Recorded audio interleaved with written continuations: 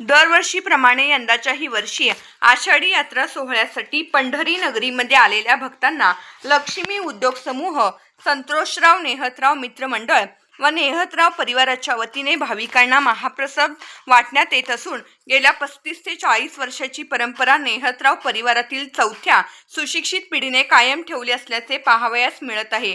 आषाढी एकादशीच्या आदल्या दिवशी व एकादशीच्या दिवशी असे 2 दिवसात जवळपास 10 ते 12 टन साबुदाणा खिचडी वाटण्याचे काम नेहतराव परिवाराकडून केले जात आहे।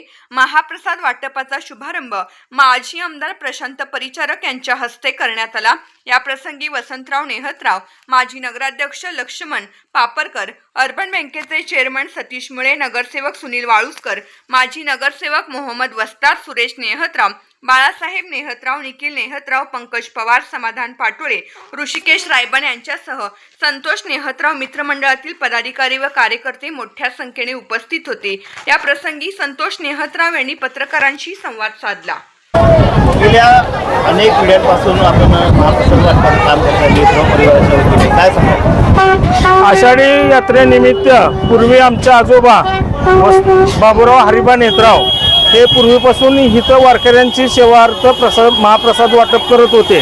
त्यानंतर आमचे वडील वसंत बाबूराव नेहतराव व आमच्या मातोश्री सुमन वसंतराव नेहतराव जिल्हा परिषदेचे माझे अध्यक्ष आहेत त्यांनी आमच्या आजोबानंतर आमच्या आईवडिलांनंतर आम्ही 4 जण भाऊ आणि आता आमच्या 4 आमची 8 मुलं आहेत। ते आता चौथी पिढी ही महाप्रसादाचं वाटप करते। गेले 40-45 वर्षापासून इथं महाप्रसादाचं वाटप केलं जात होतं। आजही आम्ही करतोय। पहिलं थोड्या प्रमाणात होतं, आता मोठ्या प्रमाणात जरा होतंय। साधारण आम्ही आता आज आणि उद्या एकादशीला आणि आज पालखी गावात येते अशा 2 दिवशी आम्ही खिचडीचं वाटप करतो। साधारण एक 10 ते 11 टन खिचडीचं वाटप होतं आणि हा विषय आमच्या पूर्वजांपासून आलेला आहे आणि हे करण्यानं आमच्या पूर्वजांपासून आत्तापर्यंत एक सामाजिक जबाबदारी म्हणून आम्ही हे करत येत आहोत। आषाढी यात्रेनंतर सगळी मुलं शिकलेली आहे, इंजिनियर वगैरे अशी झालेली, ती पिढी सुद्धा याच्यामध्ये उतरते। हो, उतरते। वाटतो का? आमच्या आजोबानंतर वडील आम्ही आणि आमच्या नंतर आता ही चौथी पिढी यंग जनरेशन मधली मुलं सुशिक्षित आहेत, सगळी एज्युकेटेड मुलं आहेत, परंतु ते सुद्धा आषाढी यात्रेनिमित्त महाप्रसादाचा सहभाग घेऊन महाप्रसाद वाटप करतात किंवा त्याचं नियोजन करतात।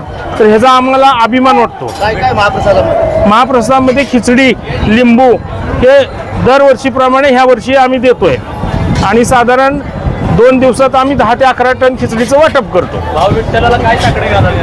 विठ्ठलाला साकडे हेच घालेल की पूर्ण महाराष्ट्रातील शेतकऱ्यांना सुख समाधान, पाऊस भरपूर प्रमाणात पडून लोकांना सुख समृद्धी यावी ही विठ्ठल चरणी प्रार्थना करतो आणि सगळ्यांना सुखाचे दिवस बघायला मिळो ही विनंती।